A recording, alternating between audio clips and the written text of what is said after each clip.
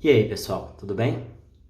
Hoje nós iremos falar sobre função do primeiro grau ou função afim.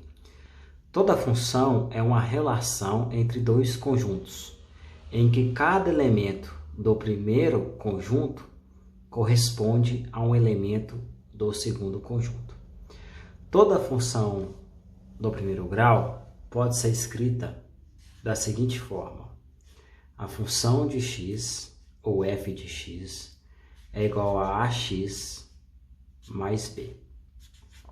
Ou y é igual a ax mais b.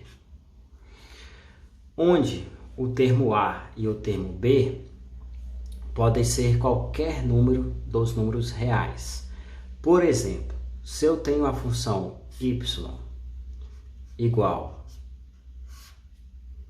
a 10x mais 100. O A será 10 e o B será igual a 100. No gráfico, toda função do primeiro grau ou toda função afim será uma reta. E toda reta nós podemos definir com apenas dois pontos. Nesse gráfico, o B sempre vai cortar o eixo Y.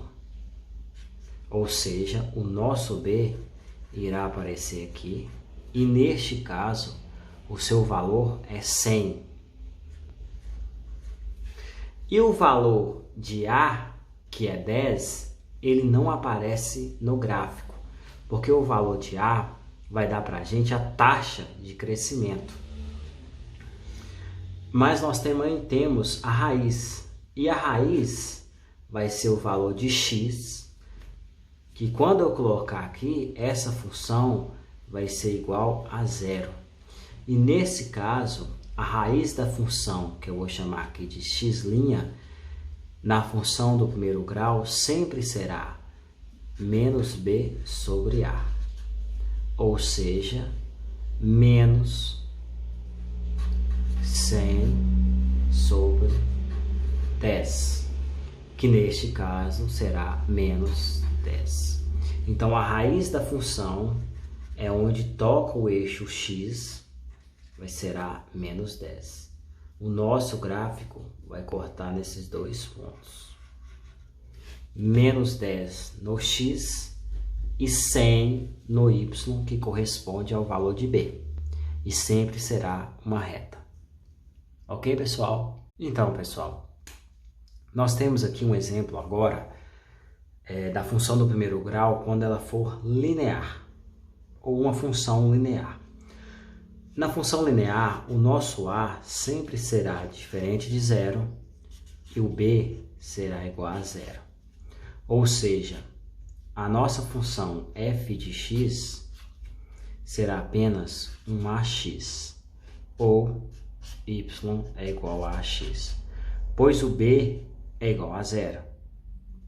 Nós teremos um gráfico que sempre irá passar pela origem, porque na origem, nesse ponto aqui, nós temos o b igual a zero. E lembrando, o b é onde corta o eixo y. Se o b é zero, terá que cortar no zero.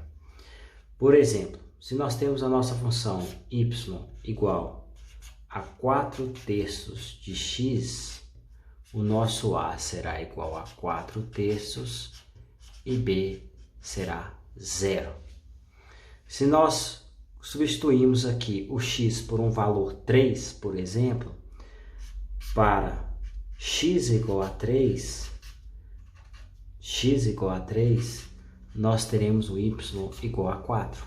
Neste caso, quando eu marcar aqui 3, a minha resposta no y será o 4.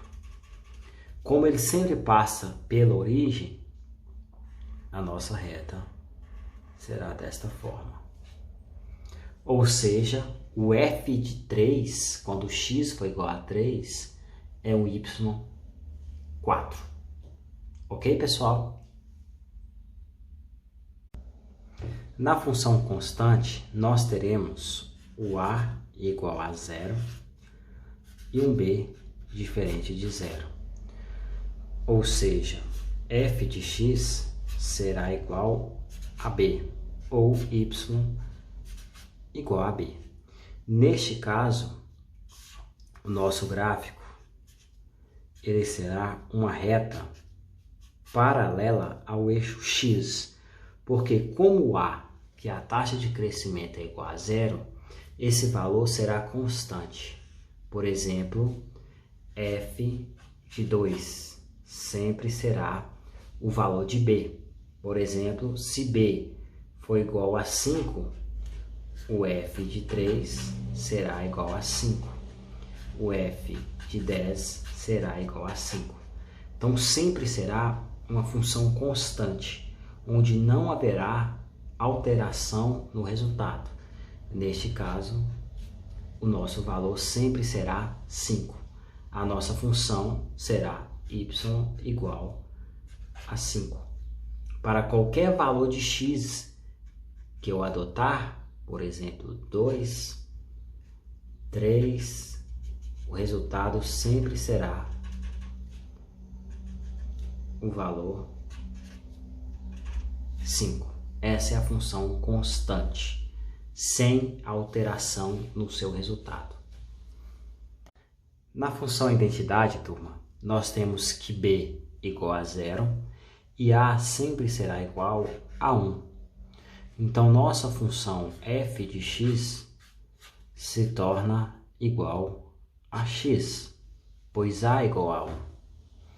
Também é uma função linear, só que neste caso, o nosso y sempre será o valor de x.